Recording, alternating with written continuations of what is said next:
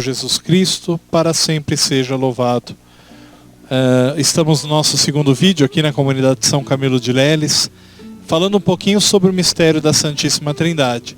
No primeiro vídeo já apresentamos um pouco os conceitos sobre eternidade e metafísica relacionados a Deus e falamos um pouquinho sobre Deus Pai, enfatizando que a pessoa do Pai é um tanto mais misteriosa e tudo que nós sabemos sobre o Pai, sabemos por meio do Filho e por meio do Espírito Santo. E quem é o Filho? Hoje vamos falar então sobre a segunda pessoa da Santíssima Trindade, Deus Filho. Deus Filho nós conhecemos como Jesus, de fato. Deus Filho se fez homem e habitou entre nós e assumiu então aqui na terra esse nome de Jesus, que nós conhecemos como Cristo, né? Como Messias, o ungido de Deus. Esse Jesus que nós conhecemos, que tem aí 2000 e tantos anos, esse Jesus, ele sim tem um tempo físico, um tempo da sua geração, do seu nascimento, até os dias de hoje nós podemos contar. Mas ele existe antes de ser esse Jesus humano. Ele já existe no seio da Trindade, como a segunda pessoa da Santíssima Trindade. Isso nós vamos ver lá no Evangelho de João, no capítulo 1, chamado Prólogo de João, onde nós vamos observar que no princípio era a palavra, e a palavra estava com Deus, e a palavra era Deus. Foi por meio dessa palavra que tudo foi criado, e sem ela nada existiria. João, um pouco mais à frente, vai afirmar que essa palavra que estava com Deus e era Deus, se fez homem e habitou entre nós. Então, esse Jesus que nós conhecemos humano e divino, ele existe desde todo sempre. Então, aquela pergunta que às vezes podem fazer, será que o Filho, Deus Filho, é mais jovem que Deus Pai? Não. Porque, como já falamos, dentro da Santíssima Trindade não existe o tempo.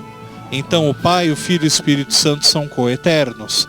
Então não existe um mais velho que o outro.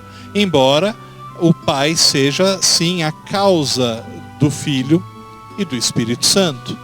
O Filho, ele é gerado eternamente pelo Pai.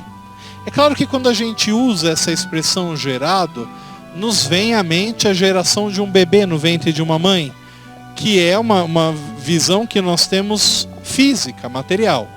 Mas vamos compreender que o Filho é gerado pelo Pai, mas não fisicamente, já que o Filho, enquanto Verbo eterno, também não tem matéria. Mas ele assume a matéria humana na sua geração, quando ele se encarna. Aliás, um ponto importante.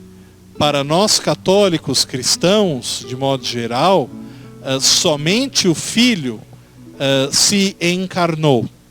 Somente o Filho pré-existia e depois passou a existir como ser humano. Nós não. Nós passamos a existir no momento da nossa concepção.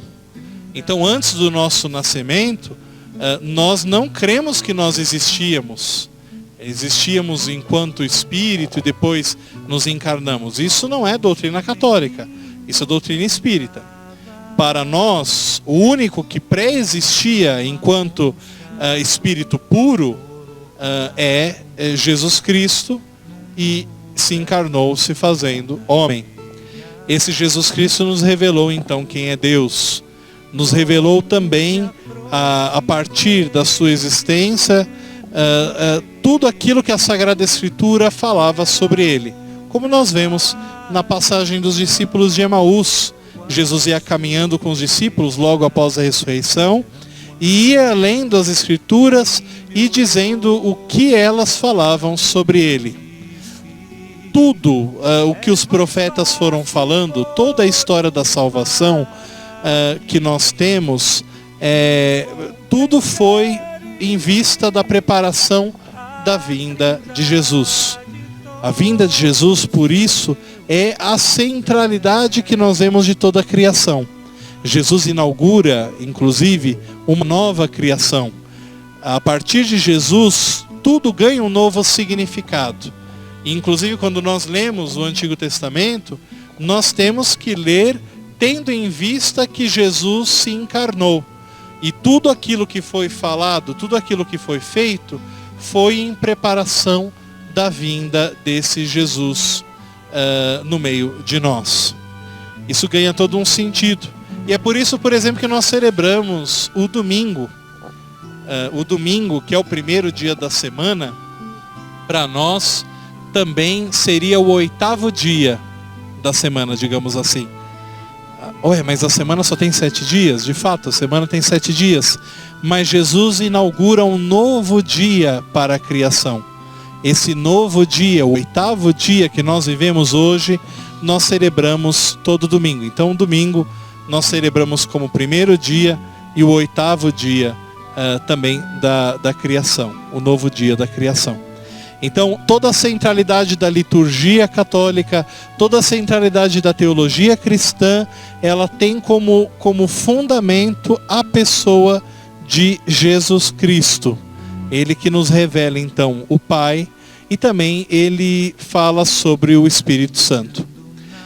Aliás, algumas pessoas se perguntam, né? Mas lá fala no prólogo de São João que no princípio o verbo era Deus e se fez homem, então é o Pai que se fez homem? Não, são pessoas distintas.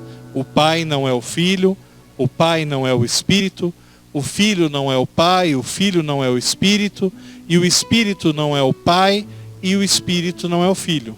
Mas o Pai é Deus, o Filho é Deus, e o Espírito Santo é Deus.